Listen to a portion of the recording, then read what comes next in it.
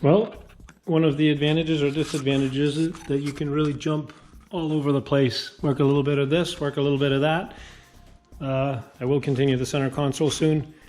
And I was doing the dash inserts to get the G3X mounted for George, and that led me to mounting the cutout for the USB. We have this cool USB, credit to Steve Cox. I saw him on his build and I thought those were awesome, made by Molex. Really nice looking. I believe these light up around there too. You just have to figure out what pins and plugs you actually need. So this is going to go obviously on that side. And then I found online this cool heater control cable, and as you turn it, it turns, pulls and pushes that end.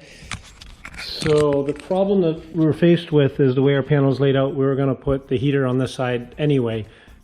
RANS wants you to go that way, over here, out over here, loop around and come down to there to control it. So I think the cable wasn't long enough, and the battery, we're going to put the battery here, and it just seemed like a long way to go. This ultimately was pushing it the wrong way. As you go to the big red, it was closing the heater valve, and as you're going to the little red, it opens the heater valve. So my ingenious idea was twofold: to reverse the little lever. Okay, so I'm going to cut the bottom out here for that lever to actually be on the inside, and now the cable goes from here through there, and actually it's all inside on the firewall. And yes, I'm aware that I don't want a big hole in the firewall, so I bought some stainless steel, and I'm actually going to make a little door that goes over it, and then the whole thing seals on it. But ultimately, the arm will be on the inside. So, wish me luck. Okay, firewall is naked again. Motor mount is off. Whatever I had mounted so far, I just put down there. And here you get the idea. So, push will be, pull will be hot air. Push will be cold air. So basically now, you can control it from the inside. So that cable is going to come around from up here. I'll make a little mount right there, and that's it. I think it's really simple.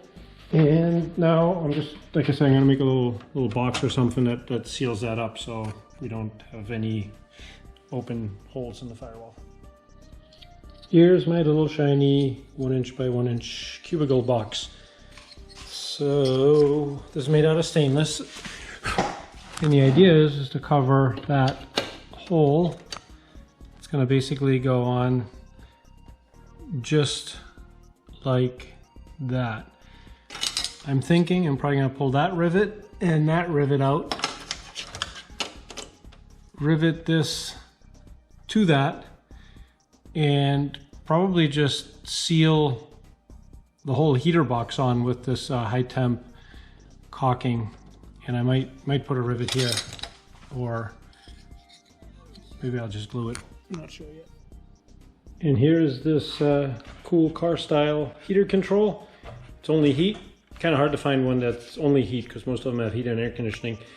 And that's just mounted right through the panel there. The cable goes, literally, it was the perfect length.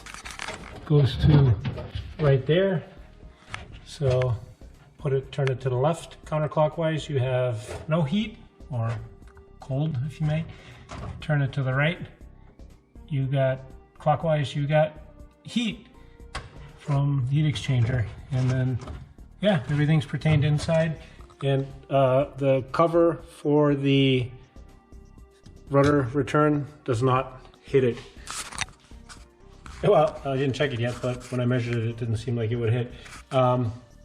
These are not permanent. I'm going to put a little piece of angle here, and I ordered some clamps to hold that cable. But yeah, I don't know. I think it came out really cool. Happy with that. We're going to turn this 35 degrees more so it doesn't, so right now it stops at like 7 and 3. I want it to be like 8 and 4. So little things. Ended up making the round hole a square hole, and my thinking was, first of all, the cover that I made was square, so we might as well give us some real estate in case you ever had to get a wrench in from the inside to tighten, loosen, or adjust these. Yeah, it would be tight, but I think might have a chance without having to take it all apart.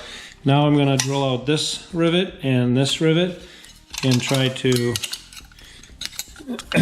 rivet that onto that. All right, so I riveted that in. I riveted that in. This is actually through the same hole that was there. I took that rivet out. This is a new one. The other one I didn't really need. I ended up making the hole even bigger. Chipped a little bit of the paint, but it's the exact size of the inside of that now. So it's like wide open. I didn't see any reason to keep it any smaller. This way you can actually get wrenches in there if you need to adjust it. So vent closed, hot air open, and yeah, really liking it. So anyway, I'm going to stop here. Ultimately, I'll probably just seal this on, but I am waiting for, oh yeah, the little clips to hold the cable. Right now I just have wire ties there. So I think I'm gonna put a bolt where that cleco is, and that'll look like a perfect place to put a little tab to hold the end of the wire. So, all right, hope you like my cool heater adjustment.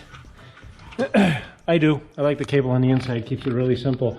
Now I'm moving back onto the center console, so actually doing some work on that.